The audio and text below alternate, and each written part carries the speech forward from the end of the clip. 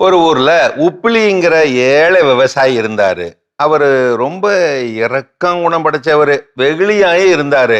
ஆனா குழந்தைகளுடன் வறுமையில வாடினாரு. சாப்பாட்டுக்கே வழி இல்லாம திணறினாரு.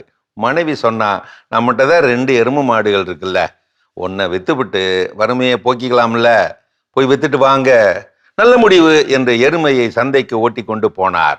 வழியில எதிரே ஒருவன் குதிரையை ஓட்டி கொண்டு வந்தான். அவன் கேட்டான், எருமையை விற்பதை விட குதிரையை விற்பது எளிதாயிற்றே.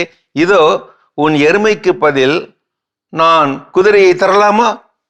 சரி என்று குதிரையை வாங்கி ஓட்டி கொண்டு போக பாதி தூரத்தில் தான் பார்த்தார், அந்த குதிரைக்கு ஒரு கண் குருடு என்று. சோகமாய் போய்க் கொண்டிருந்த போது எதிரே ஒருவன் பசுவை ஓட்டி கொண்டு வந்தான். ஏன் சோகமாய் இருக்கிறாய் என கேட்க இவன் விஷயத்தை சொன்னான்.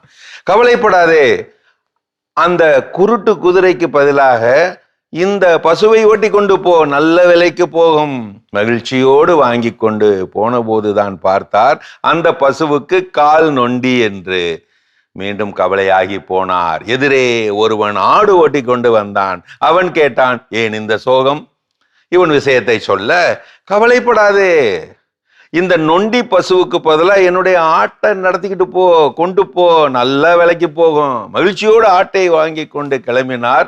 நடக்க நடக்கத்தான் தெரிந்தது, அந்த ஆடு நோய் ஆடு, நொண்டி ஆடு, நோஞ்சான் ஆடுன்னு செருமி செருமி இருமிக்கிட்டே வந்துச்சு. மீண்டும் சோகமாகி போனார். எதிரே ஒருவன் ஒரு வெட்டக்கோழியோடு வந்து கொண்டிருந்தான். ஏன் இந்த சோகம் என்று கேட்க இவன் விஷயத்தை சொல்ல, பாவம் நீ இந்த நோயாட்டை வச்சுக்கிட்டு என்ன பண்ணுவ, இந்த வெடக்கோழியை கொண்டு போய் குடு, இது நல்ல விலைக்கு போகும். மகிழ்ச்சியோடு வாங்கி கொண்டு கக்கத்தில் கோழியை இடுக்கியபடி போன போதுதான் தெரிந்தது, அது குருவி போன குருவ கோழின்னு. ஆடாடா, என்ன பண்றது? இவனுக்கு பசி எடுக்க துவங்குச்சு. கையில வேற பணம் இல்லை. சாலையோர சிற்றுண்டி கடையில இந்த கோழியை கொடுத்துட்டு உணவு கேட்டான். அது குருவி போன கோழிங்கிறதுனால கொஞ்சம்தான் உணவை கட்டி கொடுத்தான். அந்த கடைக்காரன் கொண்டு போய் ஒரு ஆலமரத்தடியில வச்சுட்டு முகம் கழுவிட்டு வந்து பொட்டணத்தை அவுத்தப்போ ஒரு வயிறு ஒட்டி போன பிச்சைக்காரன் ஒருத்தன், ஐயா 10 நாளா நான் பட்டினி, பச்சை பட்டினி, கண்ணு இருட்டிக்கிட்டு வருது, கொஞ்சம் சாப்பாடு கொடுங்க ஐயா அப்படின்னு கேட்க, அப்படியே அதை எடுத்து அவன்கிட்ட கொடுத்துட்டு களைப்போட பசியோட கொஞ்சம் தண்ணியை குடிச்சிட்டு வீட்டுக்கு வந்து சேர்ந்தான். அப்பாவை பார்த்த மாத்திரத்துல ஆனந்தத்துல பிள்ளைகள் சொல்லி குதிச்சாங்க, ஐயா ஜாலி, அப்பா கை நிறைய காசு கொண்டு வந்திருப்பாரு, கறி எடுத்து சமைச்சு சாப்பிடலாம், விளையாட்டு ஜாமான்லாம் வாங்கலாம். போனவன் களைப்போடு தண்ணீர் கொண்டு வர சொல்லி அதை குடித்து விட்டு துண்டை எடுத்து தரையிலே தட்டி விட்டு உட்கார்ந்து நடந்ததை ஒவ்வொன்றாக சொல்ல ஆரம்பித்தான். கதை கேட்பது போல குழந்தைகள் ஆர்வமாய் அதை கேட்க ஆரம்பித்தன.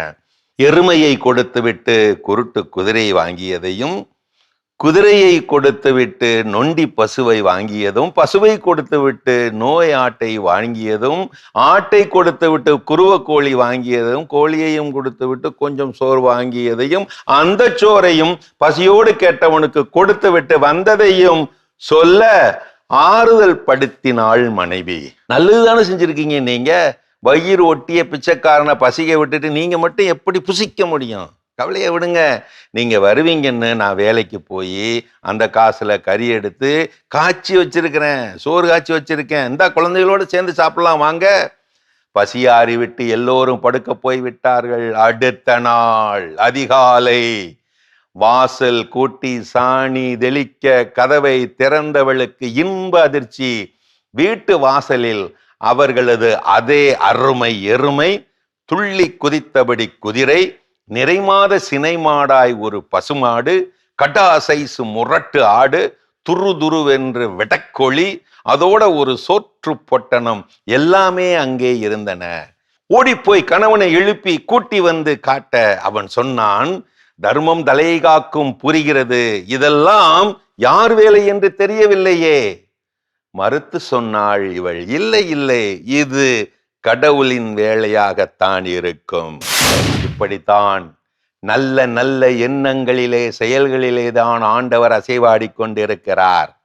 மறவாதே நட்பே, ஏமாளிகளை ஏய்த்து கொண்டே இருப்பவரிடம் கடவுள் எப்படியும் கணக்கு கேட்பார்.